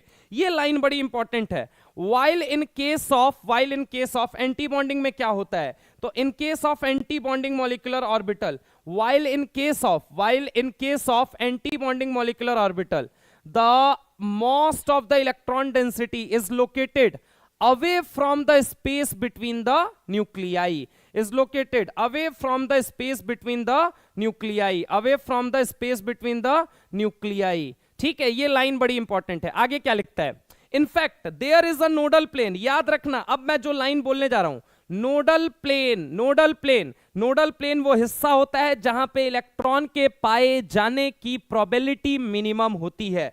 तो अगर मैं आपसे बात करूं, याद रखना कह रहा है nodal plane on which the electron density is zero, important line, nodal plane electron density कैसी होती है, जीरो होती है, और जीरो है मतलब वो कौन सा ऑर्बिटल है, एंटी बॉन्डिंग मॉलिक्यूलर ऑर्बिटल है। तो ये लाइन बड़े काम की है बेटा, ये लाइन बड़े काम की है। Nodal plane destructive, negative overlap, zero overlap जैसी बातें करे तो आप समझ जाना वो किसकी बात कर रहा है भाई, कह रहा है इलेक्ट्रॉन डेंसिटी इज जीरो, कहां पे, नोडल प्लेन जहां पे, और वो कहां पे, जहां पे एंटी बॉन्डिंग मॉलिक्यूलर ऑर्बिटल बन रहा है ना। तो ये लाइन बड़ी इंपॉर्टेंट है। आगे क्या लिखता है, आगे अगर हम बात करें देयरफॉर यहां पे क्या लिखता है, between the nuclei hence electron placed in bonding molecular, ये सब नहीं काम का है। आगे आ जाते हैं, कहता क्या है, therefore a bonding molecular orbital always possess, हाँ bonding molecular orbital always possess lower energy than either of atomic orbital that have combined to form it. This is going to be important line for upcoming exam. जो bonding molecular orbital होता है उनकी energy क्या होती है, lower होती है। फिर से वही पॉइंट आके रुका, ये वाला पॉइंट जो मैंने आप लोगों को लिखवाया था, ये वाला पॉइंट कि भाई मेरे ये ध्यान देना कि जो एनर्जी ऑर्डर होता है उसमें ए बीएमओ की एनर्जी सबसे ज्यादा, लेकिन जो स्टेबिलिटी वाली बात करोगे तो उसमें बीएमओ की स्टेबिलिटी सबसे ज्यादा, बीएमओ की एनर्जी जो होती है वो सबसे कम होती है। यही बात एनसीईआरटी कह रही है। क्या कह रही है कि therefore a bonding molecular orbital always possesses lower energy than either of atomic orbital। Atomic orbital से, किसी भी एटॉमिक ऑर्बिटल से बॉन्डिंग मॉलिक्यूलर ऑर्बिटल की एनर्जी हमेशा कम होती है। आगे देखो, इट मे बी, यहां पे क्या लिखता है, have combined to form it. In contrast, the electron placed in anti-bonding molecular orbital destabilize the molecule. जो इलेक्ट्रॉन एंटी-बॉन्डिंग मॉलिक्यूलर ऑर्बिटल में है वो क्या करता है? डीस्टेबलाइज करता है. किसको डीस्टेबलाइज करता है? मॉलिक्यूल को. अब यहां से बहुत तगड़ा सवाल बनेगा, यहां से बहुत तगड़ा सवाल बनेगा. सवाल क्या बनेगा वो भी बता देता हूं. सवाल क्या बनेगा वो सुन लो पहले मेरे भाई, वो सवाल सुन लो, ठीक है? डीस्टेबलाइज, मान लो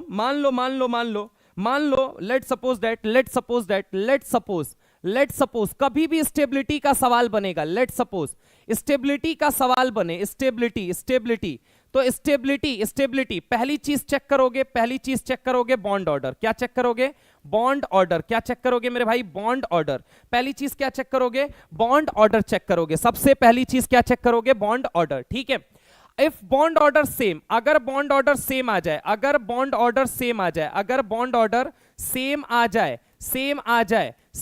जाए तो लास्ट इलेक्ट्रॉन चेक करो. क्या चेक करना है? Last electron. तो लास्ट इलेक्ट्रॉन चेक करो. लास्ट इलेक्ट्रॉन जहां प्रेजेंट होगा स्टेबिलिटी उसी की ज्यादा होगी. इफ लास्ट इलेक्ट्रॉन कहां प्रेजेंट है? बीएमओ में. देन स्टेबिलिटी क्या कर जाएगी? बढ़ जाएगी. स्टेबिलिटी क्या कर जाएगी? स्टेबिलिटी क्या कर जाएगी? बढ़ जाएगी. If last electron is in anti bonding ABMO में है. अगर कहां पे है? एबीएमओ में है, एंटी बॉन्डिंग मॉलिक्यूलर ऑर्बिटल, तो स्टेबिलिटी क्या हो जाएगी मेरे भाई? कम हो जाएगी. फॉर एग्जांपल एक सवाल करके बताता हूं. सवाल क्या है? सवाल ये है कि मान लो H2 प्लस है और मान लो H2 माइनस है ना? सीक्वेंस क्या बनेगा? इसके पास कितने इलेक्ट्रॉन है? 1. इसके पास कितने इलेक्ट्रॉन है? 3. सीक्वेंस बनेगा सिग्मा 1s1 और यहां पे क्या बनेगा? Sigma 1s2, sigma star 1s1. ये बनेगा, हाँ या ना? 2 1 3 इलेक्ट्रॉन. अब देखो यहां लास्ट इलेक्ट्रॉन कहां एंटर किया है? यहां लास्ट इलेक्ट्रॉन इन बीएमओ. यहां पे अगर मैं बात करूं लास्ट इलेक्ट्रॉन कहां प्रेजेंट है? तो लास्ट इलेक्ट्रॉन इन एबीएमओ. यहां पे लास्ट इलेक्ट्रॉन बीएमओ में है, यहां पे लास्ट इलेक्ट्रॉन एबीएमओ में है. अब ढंग से सुनना, यहां लास्ट इलेक्ट्रॉन बीएमओ में है, यहां लास्ट इलेक्ट्रॉन कहां पे है? एबीएमओ में. गौर से मेरी बात को सुनना, मैं तुमसे कह रहा हूं कि बॉन्ड ऑर्डर चेक करो. बॉन्ड ऑर्डर जब चेक करोगे, अगर बॉन्ड ऑर्डर सेम हो जाए तभी ये लगाना है. तो अगर मैं कहूं कि इसका बॉन्ड ऑर्डर आता है 0.5, इसका आता है 0.5, इसका भी कितना आता है? 0.5 आता है. दोनों का 0.5 आता है. कैसे निकालते हैं बॉन्ड ऑर्डर? तो देखो बॉन्ड ऑर्डर का 2 तरीका है. बॉन्ड ऑर्डर निकालने का 2 तरीका है. पहला मेथड है bond order, for bond order calculation करना है. तो क्या करो? बॉन्ड ऑर्डर निकालने के लिए BMO minus ABMO divided by 2 कर दो, आंसर आ जाएगा. जैसे यहां देखो, यहां कितने इलेक्ट्रॉन है? 1. कहां प्रेजेंट है? बीएमओ में. चलो बॉन्ड ऑर्डर इसका निकालो. तो bond order is equal to what? 1. ABMO में कितने इलेक्ट्रॉन? कुछ नहीं दिख रहा है, 0 डिवाइडेड बाई 2. बॉन्ड ऑर्डर कितना आ गया? 0.5, है ना? अच्छा चलो H2 माइनस वाले में देख लो, कितने इलेक्ट्रॉन है? 3. बीएमओ में कितने हैं? 2. तो bond order is equal to what? BMO में कितने इलेक्ट्रॉन? 2. एबीएमओ में कितने electron? 1. 2 minus 1 divided by 2, answer कितना आ गया? 0.5. अगेन आ गया. तो अगर बॉन्ड ऑर्डर सेम हो जाए तो क्या चेक करोगे? अगर बॉन्ड ऑर्डर सेम आ जाए तो लास्ट इलेक्ट्रॉन चेक करो. लास्ट इलेक्ट्रॉन कहां प्रेजेंट है? इफ लास्ट इलेक्ट्रॉन बीएमओ में, स्टेबिलिटी ज्यादा होगी. अगर एबीएमओ में तो स्टेबिलिटी कम होगी. यानी कि अगर मैं तुमसे दे दूं कि H2 प्लस और H2 माइनस में स्टेबिलिटी का ऑर्डर बता दो, तो आई थिंक उम्मीद है कि अब आप लोग बता लेंगे H2 प्लस की स्टेबिलिटी ज्यादा होगी. समझ रहे हो मेरी बात को?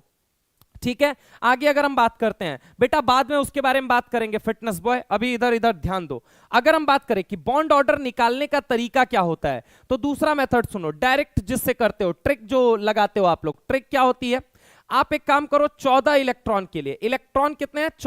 14 वालों के लिए बॉन्ड ऑर्डर होता है 3. कितना होता है? 3. कितना होता है? 3.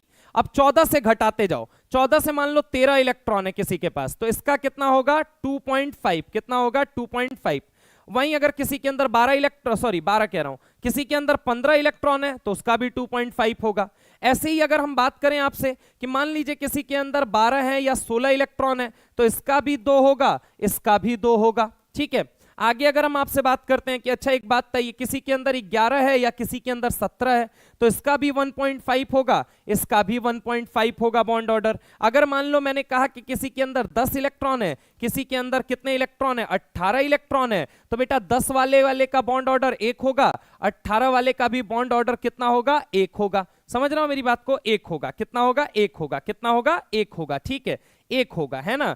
अब ये जरा गौर से सुनना, अब ये जरा गौर से सुनना, 14 वाले का सबसे ज्यादा, 13 वाले का कितना होगा, 2.5, 15 वाले का 2.5, यानी ऊपर जा रहे हो 0.5 कम कर रहे हो, 0.5 कम कर रहे हो, सॉरी अगर हम बात करें 14 से आगे बढ़ रहे हो, बोले तो 14 से ऊपर जाने का मतलब in the terms of electron कि 14 से 15, 15 से 16, 16 से 17, 17 से 18, तो आप क्या कर रहे हो, 0.5 कम कर रहे हो। लेकिन 14 से इलेक्ट्रॉन के टर्म्स में अगर घट रहे हो तो बॉन्ड ऑर्डर कितना से कम करोगे, 0.5 से क्या करोगे, कम करना है। क्या ये बात समझ में आई, क्या ये बात समझ में आई, ठीक है, ठीक है, ठीक है, ठीक है, तो ये बात समझ में आई आप लोगों को। अब यहां पे ध्यान देना, अब यहां पे ध्यान देना, तो बॉन्ड ऑर्डर के लिए वही लिखता है, क्या लिखता है कि यहां पे in contrast the electron placed in anti bonding molecular orbital destabilise the molecule. इस लाइन का मतलब वही था। आगे क्या लिखता है, this is because the mutual repulsion of electron in this orbital is more than the attraction between the electron and the nuclei which causes the net increase in energy. ठीक है, ये काम किया नहीं है, आगे देखना। It may be noted that the energy of anti bonding molecular orbital raised above the energy of parent atomic orbital. कहने का मतलब है एओ से ज्यादा एनर्जी एबीएमओ की होती है। ठीक है, आगे क्या लिखता है, that have combined and the energy of bonding molecular orbital have been lowered. कहने का मतलब है एटॉमिक ऑर्बिटल से बीएमओ की एनर्जी कम होती है, एबीएमओ की एनर्जी ज्यादा होती है। ये एनसीईआरटी का जो सवाल है, ये एनसीईआरटी का जो सवाल है, ये मैंने अभी आपको कराया, कहां कराया, ये देखो, ये एनसीईआरटी का सवाल, ये देखो कि एओ से ज्यादा एनर्जी एबीएमओ की, एओ से कम एनर्जी बीएमओ की होती है। यही एनसीईआरटी की लाइन ने लिखा। आगे देखो क्या लिखता है, however remains the same as that of original atomic orbital.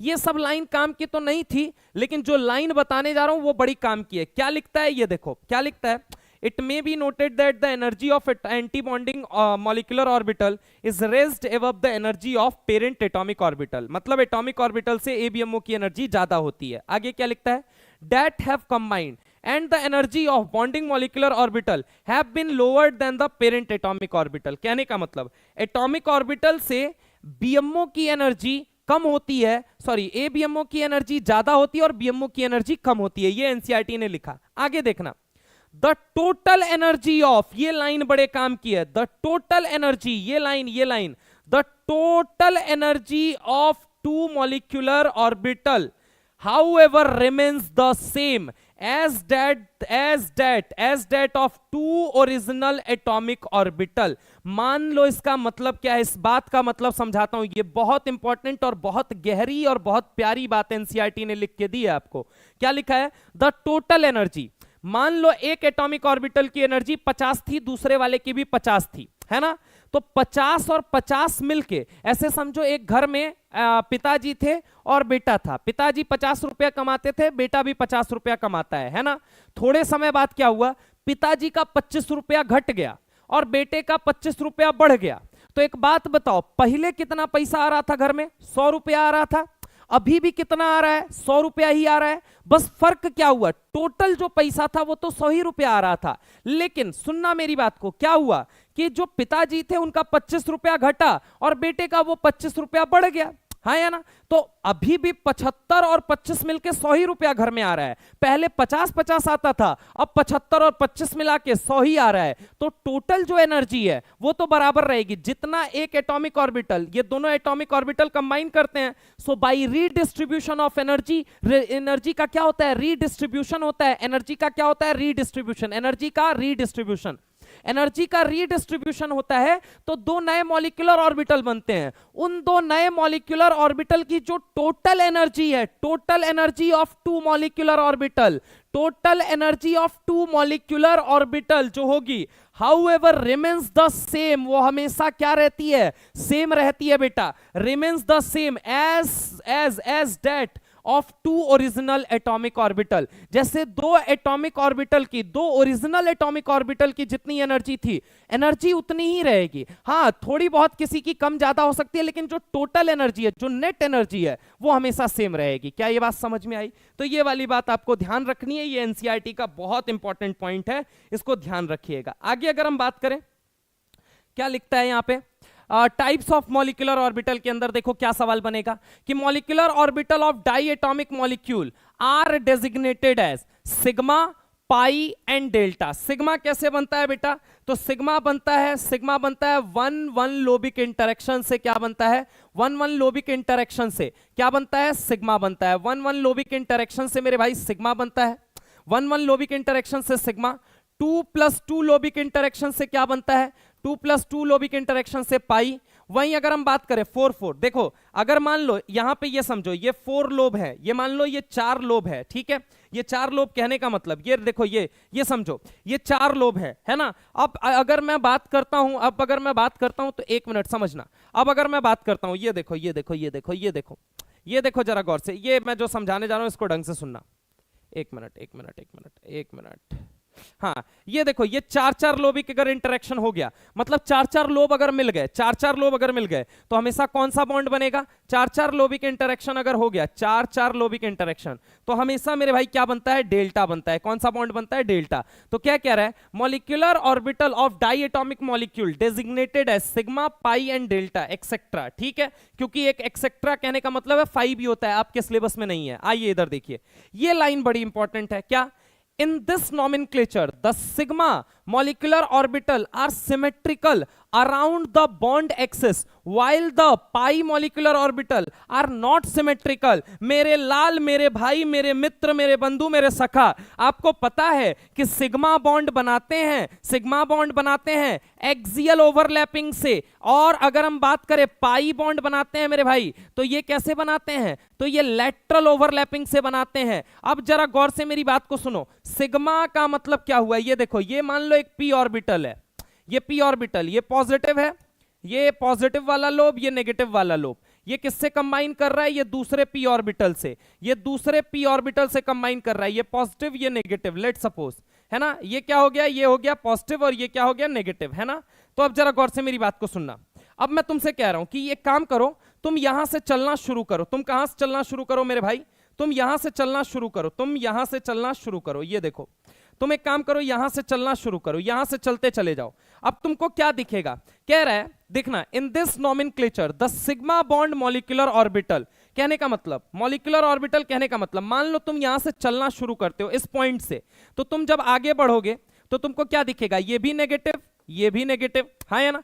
फिर तुम थोड़ा और आगे बढ़ोगे तो ये भी पॉजिटिव, ये भी पॉजिटिव, फिर तुम थोड़ा और आगे बढ़ोगे, फिर तुम थोड़ा और आगे बढ़ोगे, तो तुमको क्या देखने को मिलेगा? थोड़ा और आगे बढ़ने पे क्या देखने को मिलेगा? ये भी पॉजिटिव, ये भी पॉजिटिव, ये दोनों पॉजिटिव पॉजिटिव, ये भी नेगेटिव, ये भी नेगेटिव, दोनों नेगेटिव नेगेटिव। कहने का मतलब क्या है?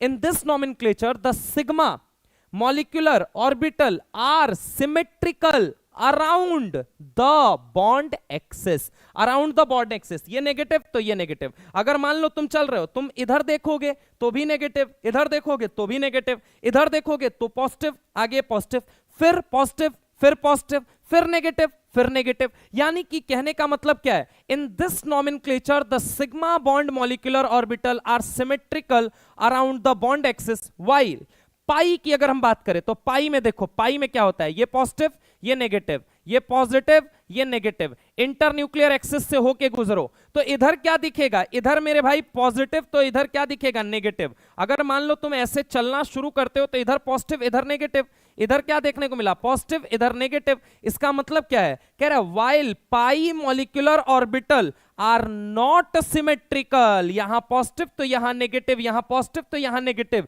यानी ये सिमेट्रिकल नहीं है। जबकि सिग्मा के केस में ये नेगेटिव तो ये नेगेटिव, ये पॉजिटिव तो ये पॉजिटिव, ये नेगेटिव तो ये नेगेटिव, ये पॉजिटिव तो ये पॉजिटिव। तो सिग्मा के केस में ये क्या होता है? Symmetrical around the bond axis. लेकिन पाई के केस में are not symmetrical. For example the linear वगैरह वो दिया होगा, आगे आप पढ़ लेना। आपको बस इतना समझना है कि in this nomenclature the sigma molecular orbital are symmetrical around the bond axis while the pi molecular orbital are not symmetrical. क्या ये बात क्लियर है? क्या ये बात क्लियर है? क्या ये बात क्लियर है? क्या ये बात क्लियर है मेरे भाई? ये मुझे बस बता दीजिए, देख लेता हूं मैं, बस इतनी बातें। अच्छा, एक और बात मैं आपको बता देता हूं छोटा छोटा जाते जाते, और उसके बाद आपकी सारी चीजें समाप्त हो जाएंगी, एमओटी की स्पेशली। तो वो क्या होता है? Magnetic nature. क्या होता है? Magnetic nature. क्या होता है? Magnetic nature. Magnetic nature, magnetic nature, magnetic nature में याद रखना, मैग्नेटिक नेचर में ऑड नंबर ऑफ इलेक्ट्रॉन दिखे तो ऑलवेज पैरामैग्नेटिक। क्या होता है? Always paramagnetic. स्पीसीज हमेशा कैसी हो जाएगी? Always paramagnetic, always paramagnetic. किसी के अंदर मान लो तुमको 11 इलेक्ट्रॉन दिख गया, 13 इलेक्ट्रॉन, 15 इलेक्ट्रॉन, 17 इलेक्ट्रॉन, 19 इलेक्ट्रॉन, ये आपको अगर ऑड नंबर ऑफ इलेक्ट्रॉन दिख गया तो याद रखना, अगर इतने इलेक्ट्रॉन दिख गए तो always paramagnetic.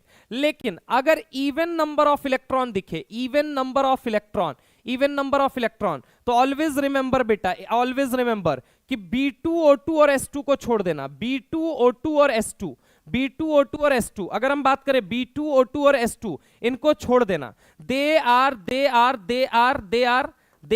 Paramagnetic, they are paramagnetic. ये कैसे होते हैं? पैरामैग्नेटिक। कैसे होते हैं? पैरामैग्नेटिक।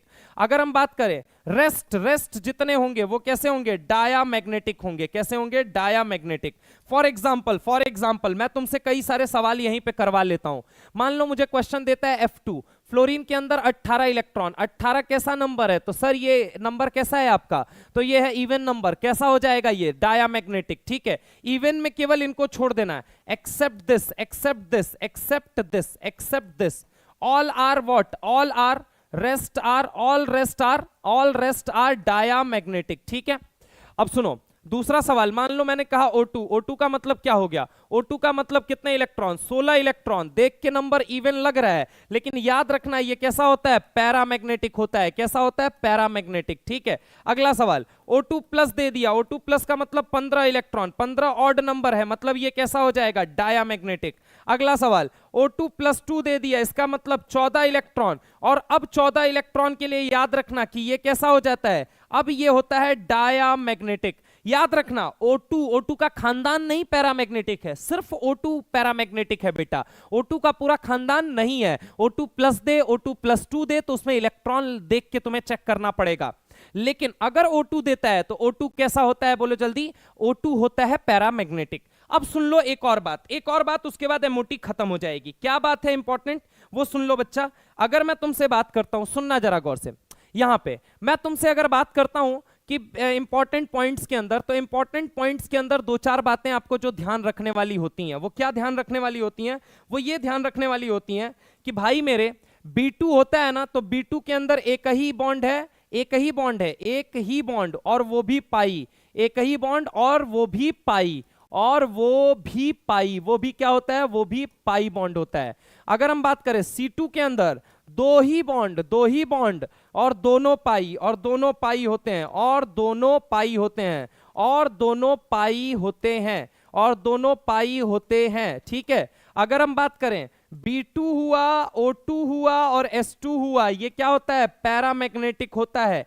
क्या होता है? पैरामैग्नेटिक। क्या होता है? पैरामैग्नेटिक। इसके अलावा अगर मैं तुमसे बात करता हूं तो He2 do not exist, do not exist, do not exist, He2 do not exist. ठीक है, He2 एग्जिस्ट नहीं करता है। ठीक है, आगे आते हैं, आगे आते हैं भाई, आगे आते हैं, आगे आते हैं। आगे अगर हम बात करें तो यस, ये था आपके पास मॉलिक्यूलर ऑर्बिटल थ्योरी के बारे में, ये था मॉलिक्यूलर ऑर्बिटल थ्योरी के बारे में। ठीक है, हाइड्रोजन बॉन्डिंग वाला पॉइंट मैं नेक्स्ट लेक्चर के लिए रख देता हूं। हाइड्रोजन बॉन्डिंग वाला पॉइंट जो है वो नेक्स्ट लेक्चर में अपन ले लेंगे। ठीक है, तो आज जो हमने किया बेसिकली केमिकल बॉन्डिंग में अपना मेजर पोर्शन खत्म हो चुका है। H बॉन्डिंग जो है और FY, ये जो H बॉन्डिंग है ये नेक्स्ट टर्न पे अपन ले लेंगे, ठीक है, नेक्स्ट टर्न पे। अगली क्लास जो है वो 11 अप्रैल को है, 11 अप्रैल को, क्योंकि अब इसके बाद वाली जो रहेगी उसमें थ्योरेटिकल आपको बहुत ज्यादा नहीं बताना है, उसमें क्वेश्चंस कराने हैं, ठीक है। तो ये मत कहो कि क्वेश्चन कहां पे, देखो मैंने जहां पे क्वेश्चन रिक्वायर्ड था वहां क्वेश्चन कराया है, जहां मुझे पता है कि एनसीईआरटी से शॉर्ट सवाल बन सकते हैं वहां मैं एनसीईआरटी से कराऊंगा। आप समझो, आप जब एंड में जाओगे प्रिपेयर होके अपने सवाल को, अब टेस्ट सीरीज लगाओगे, then you will come to know कि आपके कितने पॉइंट्स ऐसे हैं जो आपको नहीं पता थे और वो मास्टर ने यहां पे क्लियर किए हैं। बेटा मैं तुझे कितनी बार सेम सिलेबस पढ़ाता रहूंगा, जा देख वाईटी पे पढ़ा रखा है यार, स्मार्ट वन शॉट के अंदर पढ़ लेना बेटा, वहां से तू पढ़ सकता है। मुझे तो इस पॉइंट ऑफ टाइम पे तेरी वो गलतियां दूर करनी है जो तुझे नहीं पता है, जो तुझे एनसीईआरटी से फंसाया जा सकता है, ठीक है। तो I am trying my level best कि तुमको सबसे बेस्ट, मतलब कहा जाता है ना कि बेस्ट कंटेंट दिया जाए, प्रीमियम, जो तुम्हारी ना, जो एनसीईआरटी के अंदर मुझे पता है एमओटी सबको निकालना आता है, एमओटी के अंदर बॉन्ड ऑर्डर सबको आता है, मैग्नेटिक नेचर सबको निकालना आता है, लेकिन वो जो प्रॉपर सिमेट्री और प्रॉपर ओरिएंटेशन वाली बात थी, वो जो नॉमेनक्लेचर वाली बात थी, वो बच्चों को नहीं पता होती है, वो बताना मेरा काम है और वो बताने ही इस टाइम पे इंपॉर्टेंट होगा। So thank you very much बच्चों, कल मिलते हैं, कल नहीं, आई मीन 11 अप्रैल को मिलते हैं, ठीक है। ये सारे नोट्स वगैरह जो होंगे ये आप लोगों को टेलीग्राम चैनल पे मिल जाएंगे। टेलीग्राम चैनल बोले तो किसके टेलीग्राम चैनल पे, तो मेरे टेलीग्राम चैनल पे। मैं आप लोगों को बता दूं, अगर किसी के पास नहीं है टेलीग्राम या नहीं मिल रहा है तो आप मुझे इस पे मैसेज कर दीजिएगा 9118641117 कि सर टेलीग्राम लिंक दे दो, टेलीग्राम आईडी दे दो, है ना। तो टेलीग्राम आईडी पे आप लोग मुझसे कनेक्ट हो सकते हैं, ये सारे नोट्स आपको वहां पे मिल जाएंगे। Thank you very much. Next class की जो अपडेट है बेटा वो भी आपको यहां पे अपडेट होती रहती है। नेक्स्ट क्लास है 11 अप्रैल को, नेक्स्ट क्लास जो होगी वो होगी मेरे भाई 11th अप्रैल को। कहां पे होगी? 11th अप्रैल को, ठीक है, 11th अप्रैल को होगी, ठीक है। और उसके अंदर हम 2 मेजर चैप्टर करने वाले हैं, 2 मेजर चैप्टर, 2 मेजर चैप्टर मेरी कोशिश रहेगी 2 मेजर चैप्टर आपके निपटा दिए जाए। एक तो सॉल्ट एनालिसिस, एक तो सॉल्ट एनालिसिस और एक आपका बेटा G D and F block, एक डी एंड एफ ब्लॉक। ये 2 चैप्टर निपटाने की मेरी पूरी कोशिश रहेगी। थैंक यू वेरी मच, स्वस्थ रहिए, मस्त रहिए, जबरदस्त रहिए, पढ़ाई में व्यस्त रहिए। Love you all, tata bye bye. Comment section के अंदर, यहां पे नहीं, वीडियो खत्म होने के बाद जरूर बताइएगा सेशन कैसा लगा, क्योंकि वही एकमात्र मेरे पास एनर्जी का सोर्स होता है जिसको देख के मैं मोटिवेट होता हूं। थैंक यू वेरी मच बच्चों, ठीक है।